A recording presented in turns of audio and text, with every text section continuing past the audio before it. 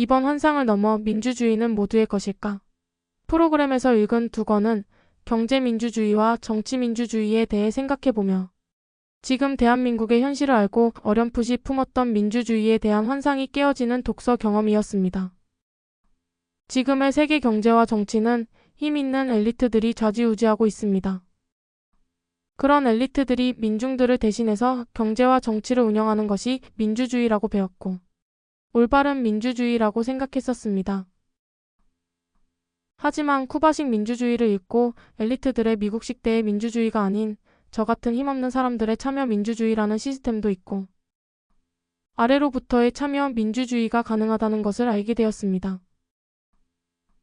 2024년 12월 3일 검사 출신 윤석열 대통령의 계엄령 선포를 보고 대의민주주의의 실망의 거리로 나와 탄핵을 외쳤습니다.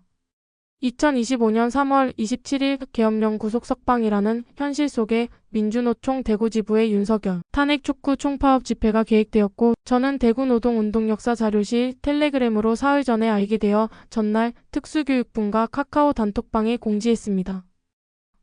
그런데 일부 회원의 반발로 나중에 수석부 지부장이 저를 강제로 퇴장시켰고 지부는 2,500명 조합원에게 공지하지 않고 임원들만 참석하기로 해 실제 집회에는 임원 대여섯 명만 있었습니다.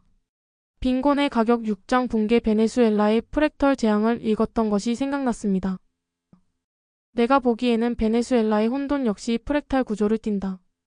프랙탈 구조의 특징은 부분을 확대하면 전체 구조와 비슷한 모습이 반복해서 나타나는 성질인 자기유사성을 가진다는 것입니다.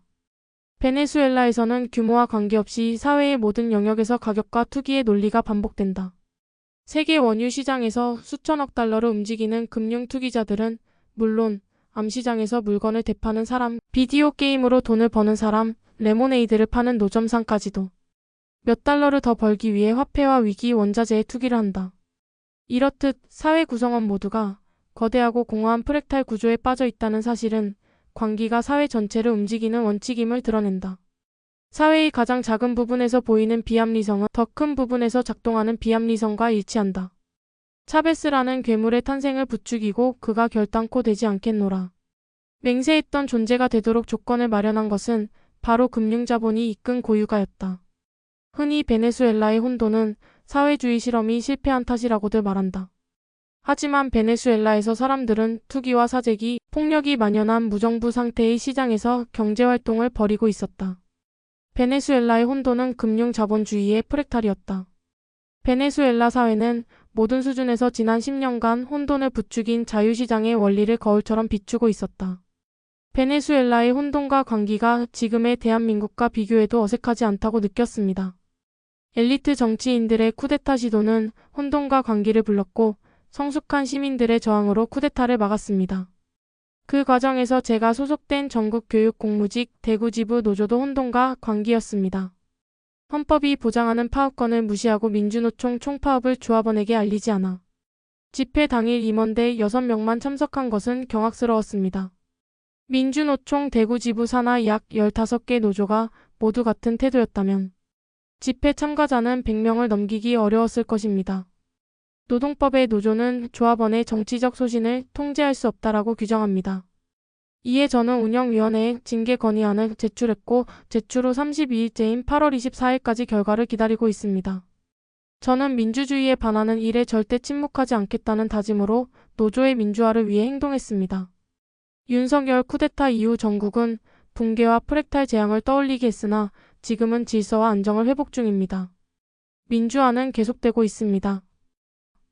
빈곤의 가격이라는 책에서 원자재 가격 변동으로 인해서 세계 각지의 정치 경제적인 변화를 나라별로 사례를 들어서 설명하고 있는데 저는 우리나라의 1946년 대구 10월 항쟁이 생각났습니다. 1945년 일제 식민 통치를 끝내고 해방을 맞아 이제 좀 살만해졌나 싶었는데 미군정이 들어서서 친일파 엘리트들을 다시 고용하고 원자재인 쌀, 배급 문제에서 일제강점기보다도 못한 행정 처리로 인해 쌀값이 폭등하고 쌀을 못 구해서 굶어 죽는 사람들이 대구와 경상도 일대에 걸쳐 발생했던 것입니다. 이에 민중들의 분노가 시위로 번져서 배고프다. 쌀을 달라. 는 외침에 미군정은 총을 쏘아 민중을 살육했습니다. 대구 10월 항쟁은 해방 후 민주화 운동의 시발점이 되었습니다. 내년은 대구 10월 항쟁이 발발한 지 80주년입니다.